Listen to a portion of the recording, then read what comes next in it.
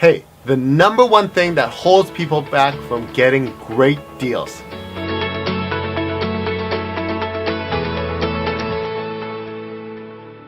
Hey guys, Gary here, and today I want to share a common pattern that I see buyers make when they're buying real estate. And what holds them back from getting great deals is hesitation. How many times have you missed out on a great opportunity because you hesitated? In your gut, you knew it was the right thing, it was the right deal, but you're like, oh, what if? What if that? Oh, what if this happens? Well, who knows what will happen next year? Oh, well, our business is unstable, so I don't know about the funds. And that's why many buyers miss out on great deals. They hesitate. I'm not telling you to not do your due diligence. It's important to do your due diligence, but there are a lot of investors out there who are not sure and they don't trust their realtor that much, even though the realtor gave them assurance. They're like, well, I'm not too sure. Whereas I've seen buyers, sophisticated investors, they run through the numbers, they know about the economic fundamentals, they've done the comparable analysis, and they know it's a great deal, and they trust their gut, and they just pull the trigger.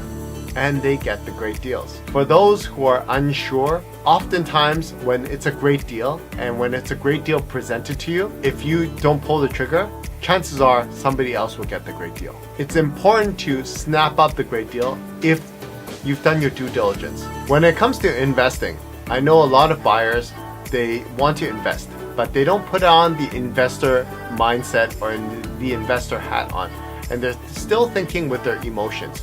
What if this happens? What if that happens?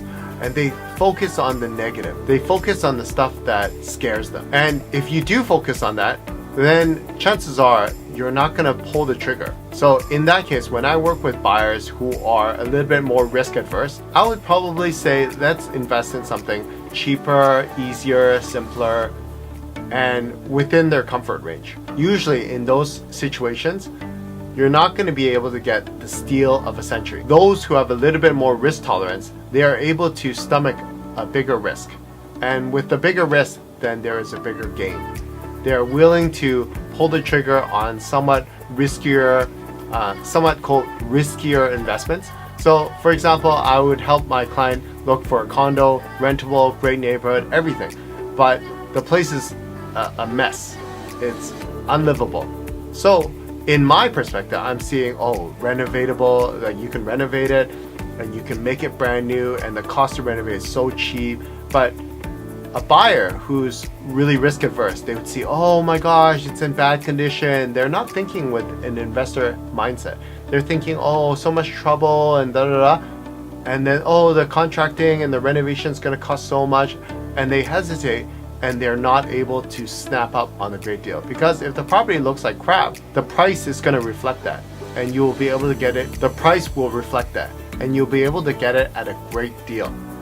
But if the property looks nice and clean, it's renovated, chances are the seller is selling that at a premium. You're not going to be paying a really high price, but chances are you're not going to be getting the steal of a century with a renovated property that looks nice and everything. So it's really important that you are self-aware as a buyer what kind of risk tolerance you have and be reasonable. If you are more risk adverse, then be okay that your property you'll probably get a good price, but it's not going to be like the steal of a century. So you hear stories, so-and-so bought it at a steal of a century, blah, blah, blah. But you have to understand they have a different risk tolerance than you. They are probably buying a very undesirable unit with future potential. Not always, but many times it's like that. So with the right realtor on your team, the right realtor can share with you, give you the due diligence so you don't have to do the homework yourself, and share with you the pros and cons. And the right realtor doesn't make you take risks that you're not comfortable with. When I meet with my clients, I don't tell, even if it's a great deal, I'll be like, yeah, it's a really great deal. It's like ridiculous, but I'm not gonna force them to buy. I'll say, hey, do what's comfortable for you. I don't force my clients to take on a different level of risk that they're not ready for. I help them according to their level. If they want to raise their risk tolerance, that's up to them. But it's not my job to force them to raise their risk tolerance. The same thing happens in life. Hey, if you want great things to happen, if you want great results, maybe hesitation is holding you back. Share in the comment section below in areas in your life where you've hesitated and you've missed out on some great opportunities. Until next time, I'll see you in the next video.